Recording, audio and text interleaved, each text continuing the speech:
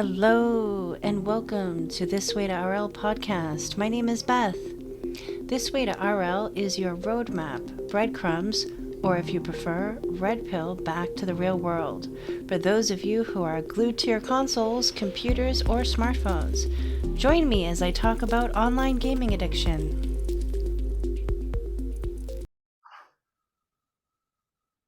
Hey everybody, welcome back to another episode.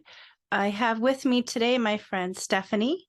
She is a licensed therapist. Hey Stephanie, thanks for coming on the podcast today. Thanks Would for you having tell me. us a little bit about yourself? Sure. So, as you said, my name is Stephanie Smith. I am a licensed professional clinical counselor. I work with individuals, and I think that's about it. Okay. Do you work with clients who have addiction issues related to internet gaming or tech? Yes, I definitely do. So let's see. I've prepared some answers to the questions that you sent to me. Okay, cool. Yeah. So um, basically, um, let's see here. So I definitely work with people who have social media addiction, video game addiction, and it's not even my primary focus. It's just something that comes up through our sessions that they'll be like, I've been scrolling on TikTok for 3 hours at a time, and I'm like, oh, and you know the reality is that's only an issue if they say it's an issue. You know, like, is there something bad about that? And they're like, well, I could be spending that time on other things, which then it's an issue. But until they say it's an issue and they want to change, because that's really the big deciding factor is, are they motivated for change? Are they, um, do they want to, do they want to participate in life? Or do they want to scroll on TikTok? Because if they want to scroll on TikTok, that's fine with me. I don't really have an issue with that. But if they are doing that whenever they could be doing something else, that's when it's like, okay, let's deal with that. Has any of your clients ever talked about not being able to uh stop their social media addiction and they've tried to stop? Yeah, yeah, absolutely. I've dealt with that. Yeah. What kind of things would you suggest to somebody who's just sort of realizing that they might have a possible addiction or an issue with, social media or just being on their phone a lot? Anything that you can suggest to people? Yeah. Yeah. So, you know,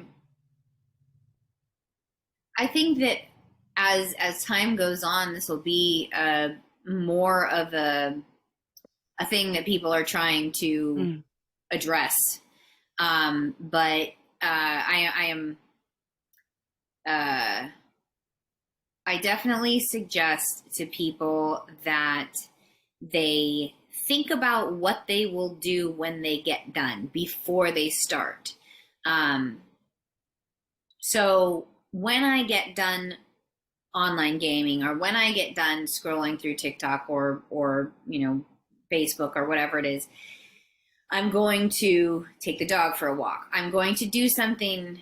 What I recommend is something that is somewhat enjoyable, because it's got to be enjoyable enough that you will stop Mm. gaming or scrolling through your social media to do. So, listen to a song,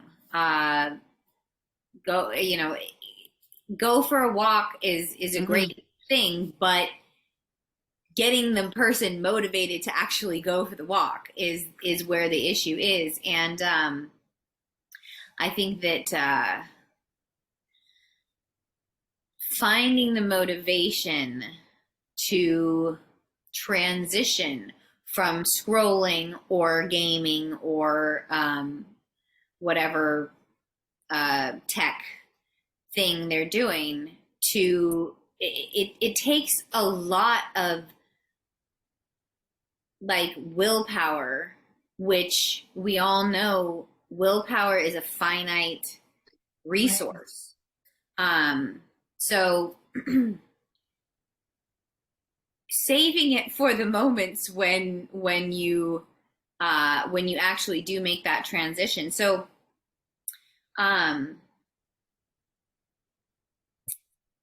it's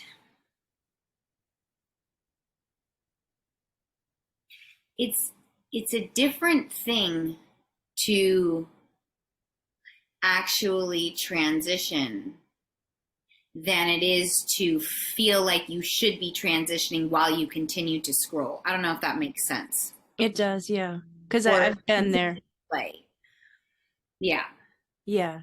Going from that the motion of, going from that, stopping that and actually putting it down and getting up, that takes a lot of energy when you're in the throes of an addiction.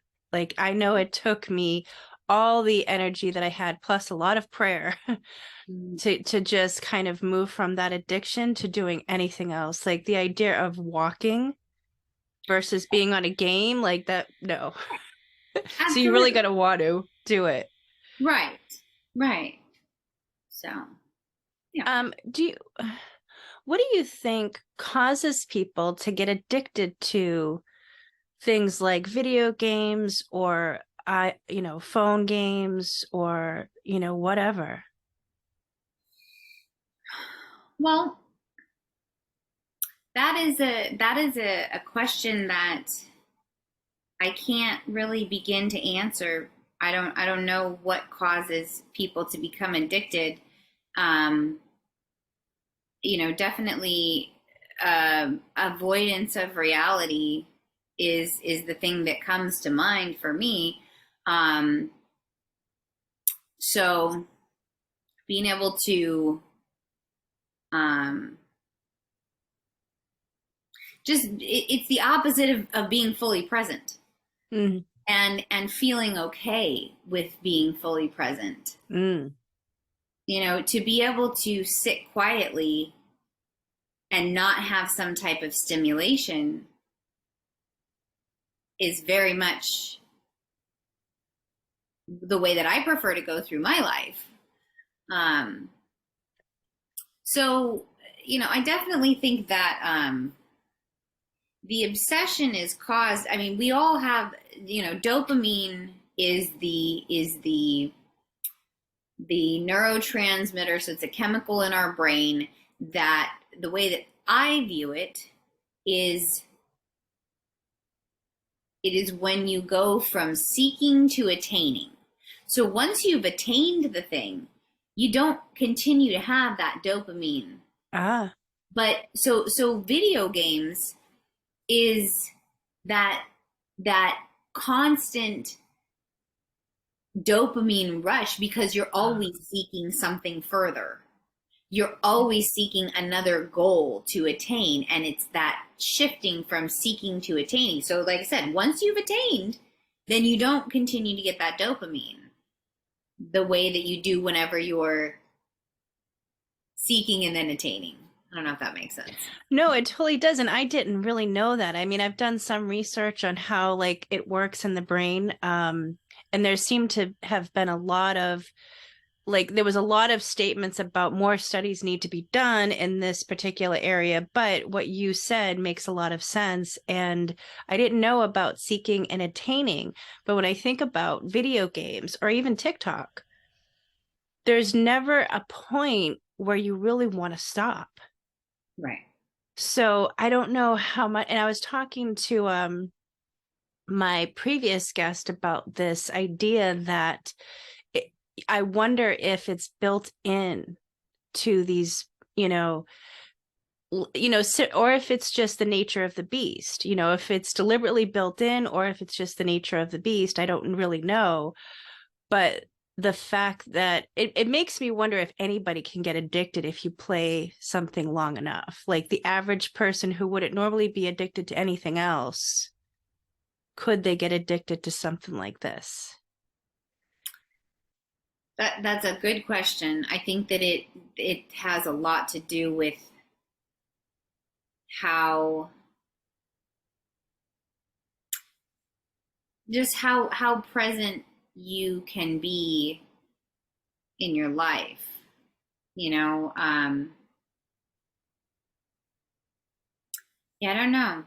I don't know. I think that there, my opinion is that some of us have addictive personalities and some of us don't. Some of us are able to recognize whenever there is a problem and go, I need to stay away from this because I will get addicted if I continue to use it. But that's coming from somebody who has an addictive personality. So I don't know. Um, I don't know. I think that with anything, shopping and gambling and drinking and using drugs and all of those other things, some people have the propensity to become addicted and some people don't.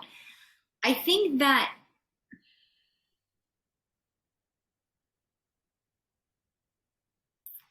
and I think that with online gaming and with phone games and social media, I don't know that anybody can get addicted. I think that it definitely takes a certain type of person to develop. But that's just my opinion. Yeah. And that makes sense to me because when you mentioned not wanting to be present or escaping, I think about like the profile of somebody who would want to escape from their life, right? So I take myself, right? Somebody who was and would be still if she continued playing games. When I think about the reasons why I played games to the extent that I did, is because it blotted out reality for me. Like I didn't have to think about what was making me feel like depressed, for example.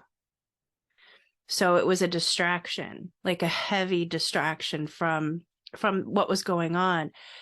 Um, so maybe it is really like, we have to have something, maybe a proclivity for escapism, for addiction, but also like the circumstances in your life almost have to be such too that you would want to spend hours and hours zoning out to a game or to something on your phone versus attending to life and goals and achieving things and just what like most people kind of do in life instead of just sort of giving up. Yeah, yeah. So if somebody is sitting in front of you and they say to you, I think I might have a problem with you know whatever, playing games or something like that, I want to stop, I just don't know how to stop. Like, what is like the first thing that somebody should think about doing? Hmm. Okay. So it's different for different people. Mm, So for some people, setting a time limit works. For some people, they can have the timer go off and it doesn't work. You know, right, so right. so you know, there are various strategies that I use with that transitioning from whatever I was doing a minute ago to what I'm doing now. And so like so I have this Tibetan singing bowl that I use with many of my clients. I ring it 3 times at the beginning to have them transition from whatever they were doing a minute ago to what to having the session with me. And then I rang it again at the end so that they can transition to whatever they're going to be doing after the session.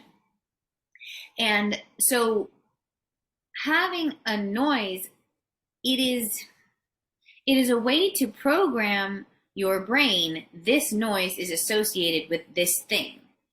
So whether that be therapy or a transition, like this is a moment for me to take a few breaths and just be mindful and center myself, and then I can transition to the next thing. I just heard about somebody came up with this.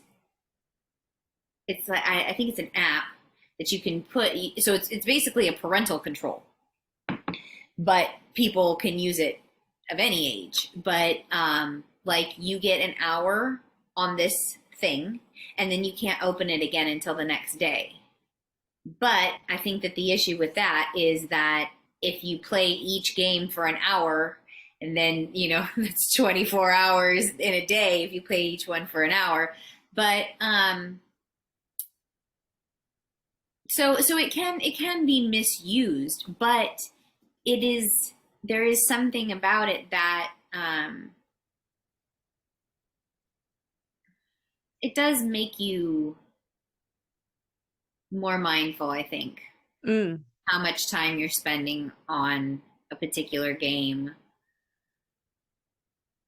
Yeah, and I think when you said that everyone's different, I think that's true because I was talking to somebody last week who said that, he recognized he had a problem with playing Mafia Wars. And so he was able to stop playing that game, but he still plays games on his phone.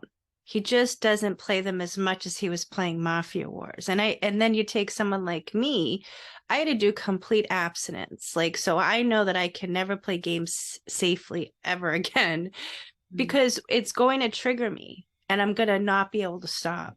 And I just know this to be true because I've tried to stop and moderate my behavior. And for me, I had to, like you had mentioned, I had to really want to stop. Mm-hmm. And I had to have the awareness that I had a problem. So I think that's really huge too, is to even be aware that you have a problem.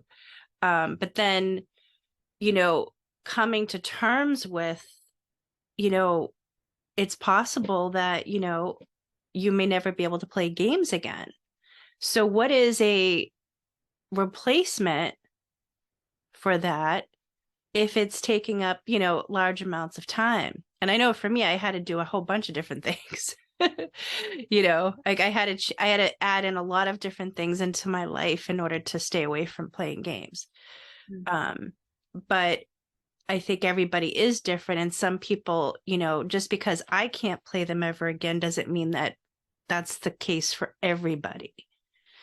And I wish I had the resources at the time to go to therapy, because when I realized I had a problem, I didn't know there was such a thing as gaming addiction or social media addiction or any of that stuff.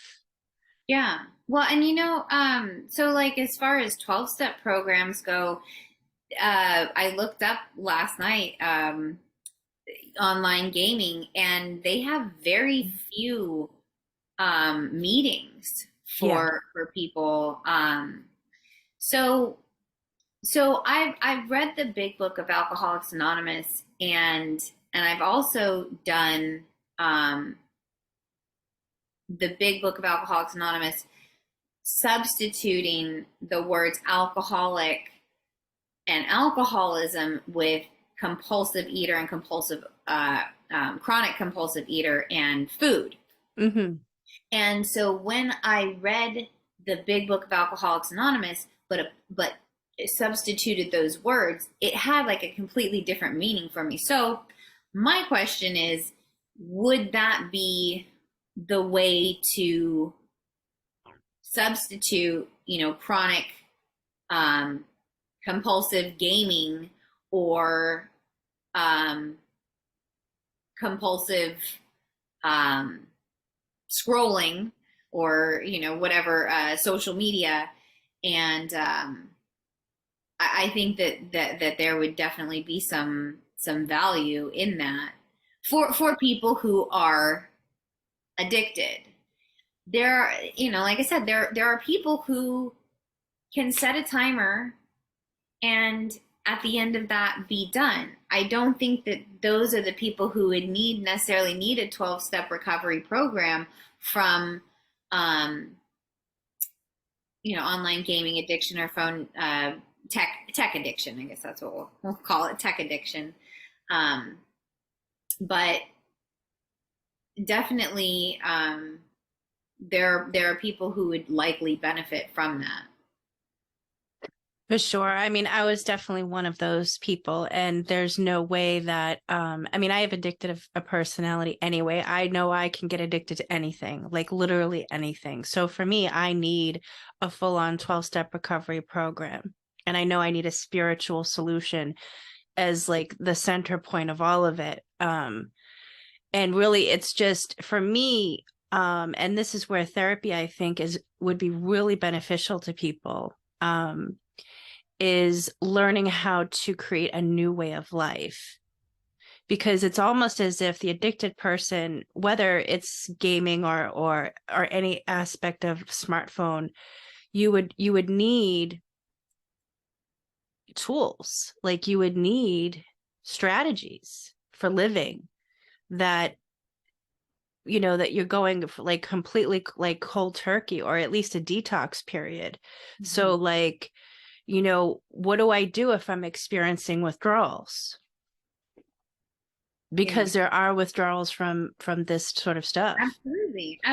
It's at the chemical level in your brain. Your brain is not receiving the same chemicals as it did when you were addicted to tech. Yeah. And it's interesting to me that there are so many terms to describe basically the same thing. And I can kind of get a sense that it is a newer awareness that because of like how important technology is in our life today and how games are becoming more and more immersive than they were 50 years ago. Right. I think we're going to see probably more and more people that are going to need help down the road, if not already right now. Mm-hmm. Oh, yeah. But it's trying to understand what it is, because it's really like, it's gaming, it's social media, it's the phones, because nowadays you can play the same game on your phone that you can on a computer. And sure. In a lot of cases, it's not, for me, I don't think it would be as immersive, but I mean, when you want to play a game, like I see people, playing Fortnite, which is a first person shooter game that was made for the computer, but they've since put it on the iPhones and Android. Right. So it's like people can take that stuff with them everywhere they go. So it's kind of, I think if it's not already, it's going to become a bigger problem. And to give people, some alternatives. Okay, so when you're not gaming anymore, what can you do? Like you said, you can go for a walk. You can, I don't know, get a hobby. Sure. Right. So,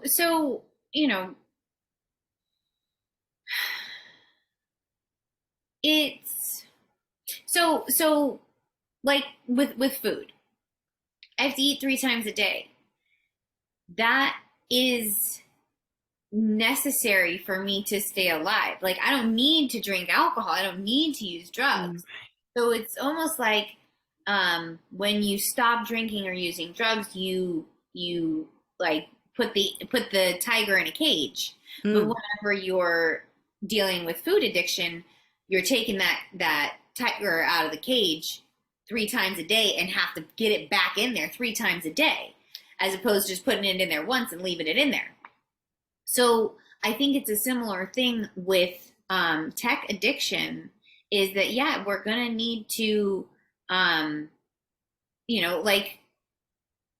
we're going to need to Google addresses. Mm-hmm. Like the, I know several people who have tried using a flip phone because they were not able to control themselves, and pretty much all of those people have switched back to using smartphones because you do need to have those you know, googling addresses is a good example. um and it's so easy to just download apps on your Mm, phone. yeah.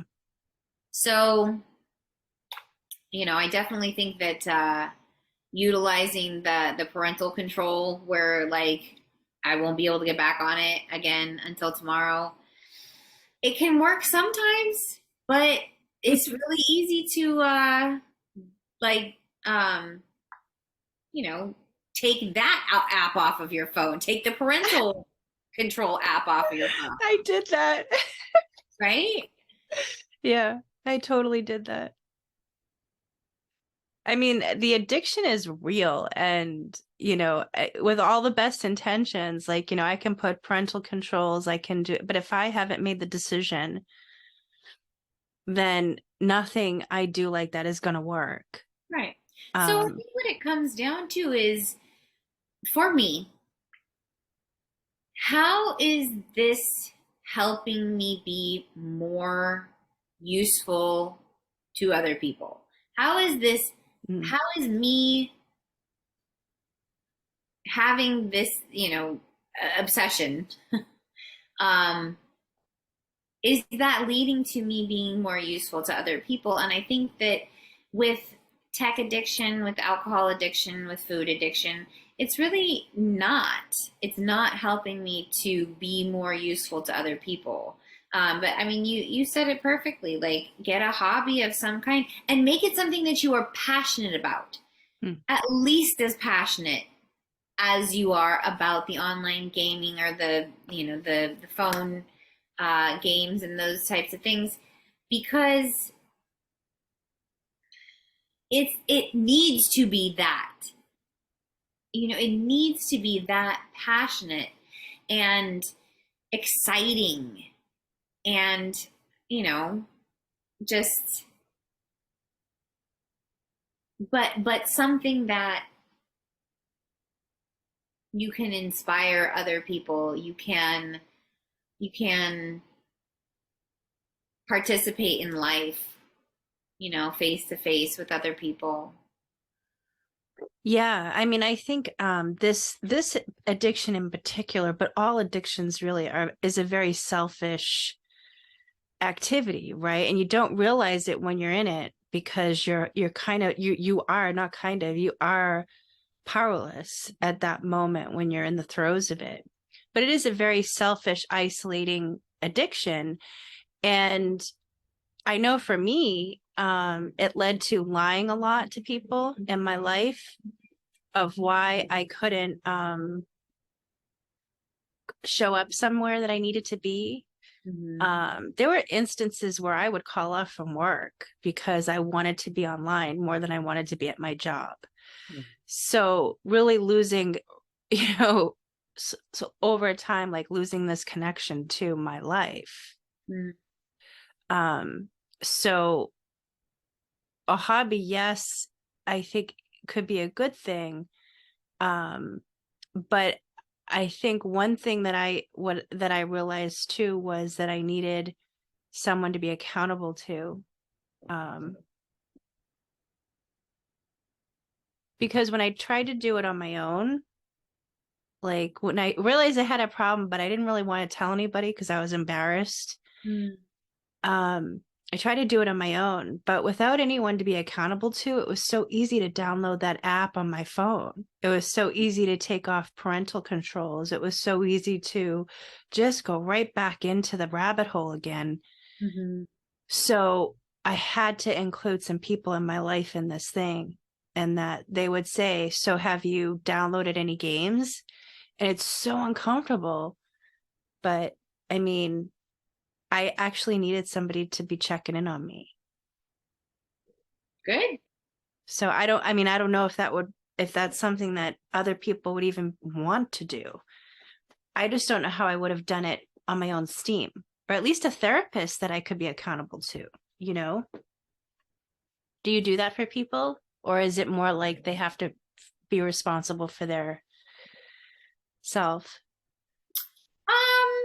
I do check in with the people that I know who have the social media addiction. The I mean, so I mean, there are people who have addiction to video games. I believe they have addiction to video games, and they don't see a problem with it. So I just Right. it's okay.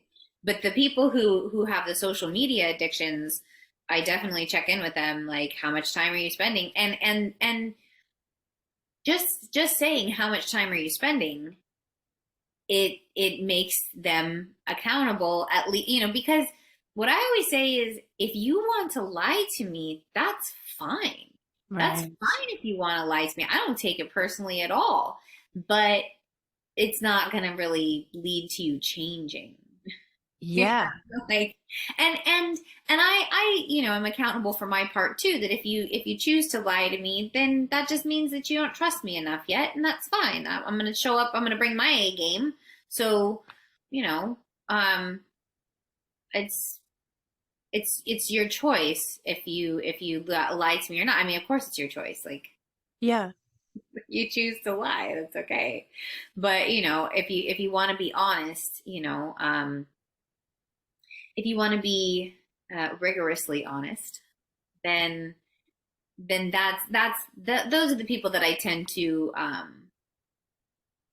have the most success with, Hmm. are people who are just, it's embarrassing to tell you this, but I'm going to tell you because I need to. Yeah. I think that's a really interesting area, this whole idea of honesty, because I think that was one of my biggest problems, especially in the early days of trying to stop. Because I was not 100% ready to be done. I knew I had no choice, but Yeah. still I wasn't 100% ready to be done. And so I still lied to people sometimes, and I would feel so fearful to say I lied. But recovery doesn't really happen Right. if you can't get past that. And if you don't have people, whether it's a therapist that you trust, I mean, if you can't be honest with your therapist, like, who can you be honest with? But I'm sure people still lie to their therapist. When I think about it, I've certainly lied to therapists in my Absolutely. life. Yeah, for sure. Now that Absolutely. I'm thinking about it. Of course. But yeah, I think so I mean, you have encountered people that have lied to you after they've committed to stopping? Oh, sure. Yeah, yeah. So how do you encourage somebody to get on the path of honesty? Like, without berating them, without, not that I think a therapist would ever do that, but people might encounter that kind of stuff. Well, it's basically what I just told you is, you can make the choice to lie to me, and I don't take it personally, you Right. know, just, but you're not going to change unless you get honest. And it doesn't even have to be me that you be honest with. If you come to me and you say, Stephanie, I think we've done all that we can do, I will provide you referrals to other therapists that might have more success with you. Somebody that you can be comfortable with. So I always tell people, when they ask me about seeking a therapist, I always tell them, find 3 people that you can have a 10 to 15 minute telephone conversation with. I know that's super hard when you are already like, I need to find a therapist, and like, it can take all the effort that you have inside of you. But just go with the one that you feel the most comfortable with, that you can be your most authentic self, not somebody that you're trying to impress, because Mm. that is a really good setting to be dishonest. If you're seeking Yes. their approval, then Oh, that's not a good one to go with. So true. That is such great advice. Definitely find somebody that right out of the gate you feel comfortable with and that you can tell everything to. Because I know for me, like, there is no way healing can take place if I am not in a comfortable spot with someone to be honest with. Um, so that's really good. And I know from my experience with honesty and dishonesty, as scary as it is, like, it's so much better on the other side of it. Yep. It's just so much better. Like when you're free and you just realize that, like, you know what, I'm just a sick person that needs to get better. And it's Yep. not a big deal. Like, it's not the end of the world. Yep. Absolutely. So whatever you have to do. So it looks like we're almost out of time. Should we do another call? Sure. Okay, so I don't know where we were just a second ago. Um, but I mean, any thoughts about people beginning this journey? Just any generalized thoughts about moving away from games and like, would you recommend any kind of like, what do you think about a 90-day digital detox for somebody newly admitting that they might have a problem? I think that's a great idea. I just don't know that it would work with everybody. Okay. There are, like I was saying before, having a timer can Yeah. be uh enough for some people. And for other people, you're taking the parental control off so that you can continue gaming.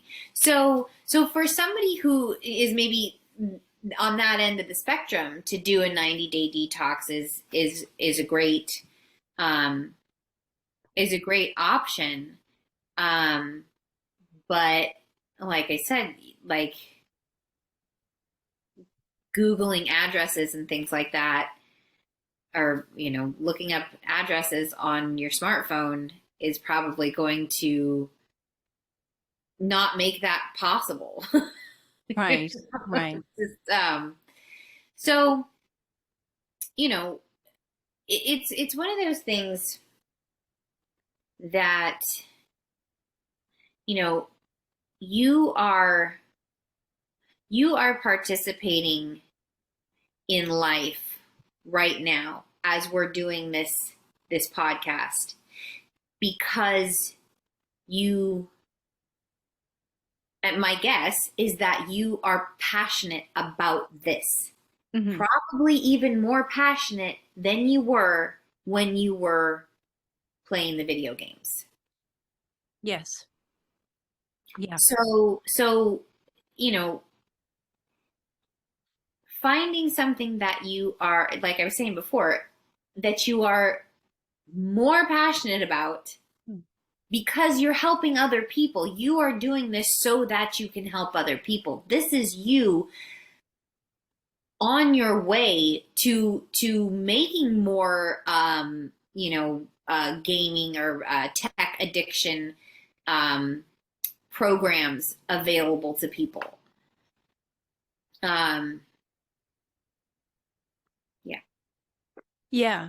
I actually looked up recently other podcasts that centered around this, and I think that there are actually quite a few. I was surprised. Um, but I think that the more awareness there is, that the better it is. And I definitely think that you need to have something that you're passionate about, like you said, because I needed a friend to point this out to me. And it was a divine intervention, because I had already been away from this stuff for a while, but without, and I've been implementing like 12-step recovery stuff towards this addiction as well. I had women in my life that kind of knew what was going on, but there was a piece missing. And some element of my circumstances needed to change for this to stick. And it was having, and so she had said to me, well, like, why don't you do something with the online gaming stuff. Like, that she said, that God has a way of taking our worst defects and making them our greatest assets. Mm-hmm. So, something that I'd been ashamed of, I can use that experience to sort of talk about and help people who, and I don't know, even now as we are doing this interview, like how many people are out there that suffered as much as I did. There must be, right? I don't I know. probably yes. Yeah, I mean, I don't know. I actually was surprised to learn that Joe Rogan apparently was seriously addicted to video games. Mm-hmm. And he had made a statement that he too had to completely eradicate it from his life Mm-hmm. and start exercising and doing all this stuff Yeah. because he knew that if he ever picked up a game again, he'd be lost to it. And Yeah. like he just like me, and I'm sure just like other people, like life just comes to a halt when Mm-hmm. you're playing a game. And there's so many things out there now that are when I started down this path, uh what's scary is that there are so many immersive things out there now. Like there are those headsets that you can Sure. put on. Yeah, virtual reality. Yeah. And I don't know how advanced that is yet because I've never tried it because I knew like I knew that was not good for me to try. But so immersive that if it feels better than reality, kind of like the Matrix, like that whole concept Sure. of a virtual space that your mind is engaged in but your body isn't. Mm-hmm. um and that's really scary because we're moving towards better and better technology, and I wonder how much of society is moving towards escapism Mm-hmm. versus being fully immersed in reality. Do Yeah. you have any thoughts on that? Oh, I definitely agree. I definitely agree with that. You know, there when I was a kid, there was no, I mean, like I grew up in a family where we had like, just the basic channels on the television. It was like, you know, like 9 channels on the television. And so if you looked on there and there was nothing to watch, then you would go outside and play. Right. And you would get super creative about Mhm. how you would spend your time. Yeah. And, it's very much we are currently in an immediate gratification society, to the point where when I was growing up, I would wait all day long for a song to come on the radio. Whenever I would hear it, I would run over and hit play and record at the same time on my cassette tape. And Wow. and now we have all the music available all the time, which Mhm. is great on one hand, but as far as our patience, like we have no patience. I have no patience Yeah. compared to what I did when I was growing up. So it's definitely a double-edged sword, that I have all this information available to me, but my my patience. I mean, it really is like it's just I want what I want, and I want it right now. And so I'm very, very conscious of that, to be able to just sit quietly. And I think that's kind of how we started the Yeah. the the I'm so call it a session. It's not a session. What do you Well, I could probably benefit, so it's all good. that's what we started out with, was Yeah. that, you know, yeah. Yeah. I completely, agree. And I remember being a kid and it was the same deal. Like, I'm of the generation that, pre-Atari even, like that's how old I am. and Atari started coming out like probably when I was like preteen, like maybe, I don't know, 11, 12, 13 years old. But prior to that, I mean, we were outside playing and we used our imagination and like we had HBO at one point when HBO first was a thing on cable television, and it was just like, wow. But yeah, nowadays, so I've seen, like, in my lifetime, I've seen technology, as you have, I'm sure, like see it, increase exponentially to Yeah. now where, everything really is as easy as picking up our phone and we're immediately connected to everyone and everything. Mhm. And our senses are stimulated all of the time. Absolutely. 20, I mean, aside from when we're sleeping, but a lot of us can't really sleep that good either Right. because of all this stimulation. Yep. So this whole, addiction thing has regarding gaming and tech and all of that has made me realize that, much like the movie The Matrix, we need to unplug.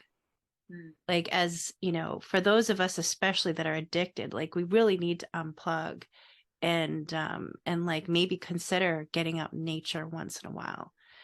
And thinking about bigger things, like, like I remember being a little girl and looking up at the sky and wondering what was beyond. And Mhm. then somewhere in my late 20s to 30s, I stopped thinking about that. Mm. It's sad. Yeah. And now I'm kind of back where I'm like, well, what is beyond? Like, what does this all mean? And so I'm getting all very philosophical in my late 40s. But I think, that is the benefit of not being stuck to a computer all day long for the Right. purposes of escapism. Right. Right. It's just it's that dopamine rush that you get when you switch from seeking to attaining. And that's built in to the games, to the I mean to tech, to anything. Yeah. Um that that that rush of dopamine that um it's always, you accomplish this and then you're immediately trying to accomplish something else. Right. And that and yeah, it is definitely um something to be mindful of. Yeah. And find a sense of accomplishment in life that goes somewhere for your development or for your success, Yeah. rather than like it being built into a game and getting that sense of accomplishment from a game. That doesn't really apply to your life. Well, and so like getting out of our comfort zone can be exciting. So this is something that I do with my clients too, is like, here's your comfort zone. I want you to be right at the edge of that comfort zone. Mm. I don't want you to be way out here, but I also don't want you to stay in the comfort zone. Nothing, no growth happens in the comfort zone. If I'm already comfortable with it, then I'm not growing. So I just want you to get to just a little bit outside your comfort zone. And so things like, you know, singing karaoke is something that is exciting, but it also gives you that rush of dopamine, and it's participating in life, but like it's not so like burning out your neurons to where you can't produce anymore, because I think that's part of it too, is that if I need this much dopamine to feel high, basically, Mm. and eventually I'm going to need this much dopamine, and then I'm going to need this much dopamine, Mm. and I need this much Mm. dopamine. Whereas, things that are a little more of a slow burn, like singing karaoke, you can feel that same excitement over a longer period of time, I guess. That's awesome. Like, that is a great idea. And I had no idea that that was also producing the dopamine that our brains want so desperately. And I mean, is it the brain that wants it? Or is it, I don't know what part of us wants it, but something does. Well, the brain is programmed to to hmm, when it is available, it's programmed to enjoy it. I don't know if that makes sense. Okay. No, that makes sense. Yes. That helped me because I wasn't Yeah. quite sure. I need to really do some more research on the dopamine thing. It's But okay. it's great because you know about it already, so I can ask you. But when you said about how, and let me know when you want to kind of wrap this up too, because this is one of those things where we could probably talk about it for hours and hours and Yeah. hours. But We can definitely schedule another. yeah, that would be great. I would love to do another one. But I found that from me with the gaming thing and the online activity, because I was both gaming and I was also in a virtual world.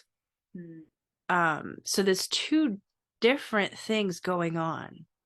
Like one thing offers one thing and the other thing offers another. Okay. Both I think are producing the dopamine, but like the effects are different. And I think that there is a progression, like with you see in other addictions, that exactly as you described, that the dopamine that rush that I got initially no longer satisfies me and Hmm. I need more. And I did read an article and I wish I had saved it. I'm sure I could find it with some effort. There was an article about how people that play violent games Hmm. um over time seek out more violent and more violent and more violent games because it's that dopamine rush. I'm guessing is what it's referring to. That you what used to give you that high is no longer doing it, and so you seek out more dangerous types of gaming behavior to get the same rush, Sure. Sure. which is crazy. Yeah. I mean, and it's again, it's there are some people who have this predisposition to addiction, and there are Yeah. some people who don't. And so the first group is the people who will seek more and more and more and more and more drugs, more alcohol, more porn, more violence, Yep. more shopping, more gambling, just always more and more. One is good, two is better, and 1,000 is never enough, right? Yes. Yes. So, but then the other group is like, oh, like this is something that I need to not do anymore. Yeah. So there was this so I can't be quoted on this directly, but the idea was that there was a study of um, rats that would push a button and get, I don't know which kind of drug it was, maybe it was cocaine or something like that, and they would push the button so many times that they would like starve to death. Mm. That was like the classic experiment. Look what drugs does to these rats. More recently, there was a another study done that basically, if the rats were alone in a cage by themselves, then yes, they would push this button over and over until they starved to death. But if there were other rats and stimulation, if they had, I don't know, like a wheel to run on or like a ball to play with or something like that, then they wouldn't press the button until they starve to death. So I think that that's the what comes with the community and the Mm. participation in life Mm. is that you can change from you know the rats in the first experiment were facing the world alone Mm. opposed to facing the world with other rats.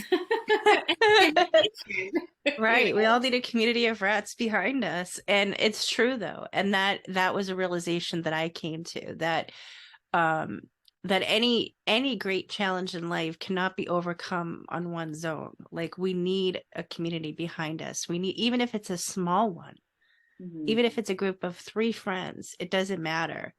but it's still a little community that you can draw support from and you can experience life with, because human beings need other human beings. Right. And that's just mentally, right? We need that.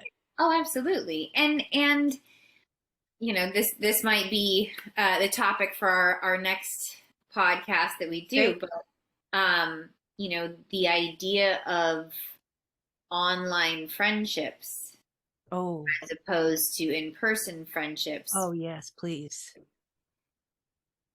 Well, yes, that's next time. We'll do that next time, because I think that will help me as well, because that is something that I can talk forever about, because I did it for years versus what I'm experiencing now. So Stephanie, thank you very much. I really, really appreciate your time. It was so much fun talking, and you have so much information that I can't wait for people to listen to this podcast and get, a sense of like, okay, there's hope. There are things that I can do and try. Let me try therapy. Let me try 12-step, like whatever it is, both even. Like, right. It starts with a decision. Yeah. That's what it is. It just starts with a decision to, decide to get better, decide to stop. Yeah, exactly.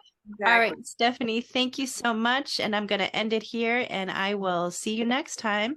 All right. Take care. Thanks, everybody. Thank you so much for tuning in this week to This Way to RL podcast.